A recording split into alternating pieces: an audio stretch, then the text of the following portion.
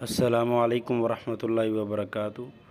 شیخ صاحب ذرا بتلائیں کہ نماز تسبیح کے حوالے سے شیخ حصری صاحب کا کیا موقف ہے؟ السلام علیکم ورحمۃ اللہ وبرکاتہ۔ جمیل بھائی، میں نے خود سوال کیا تھا شیخ حصری صاحب سے حفظہ اللہ تعالیٰ نماز تسبیح کے حوالے سے۔ شیخ صاحب نے یہی فرمایا تھا کہ ہاں، اس کے بارے روایات تو علماء کہتے ہیں کہ وہ ضعیف ہیں تمام کی تمام۔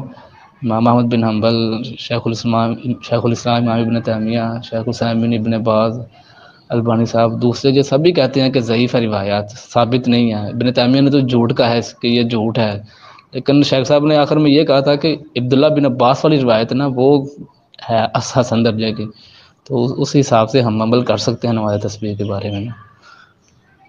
اور میں نے ساتھ میں جو بازار کے اندر داخل ہونے والی روایت تھی وہ بھی ان کے سامنے پیش کی تھی، اور وہ کہتے ہیں ہاں یہ تو ضعیف ہے سبھی، لیکن مولوی صاحب جب میں بازار میں داخل ہوتا ہوں نا، منٹ گوبری بازار میں، تو میں پڑھ لیتا ہوں دعا۔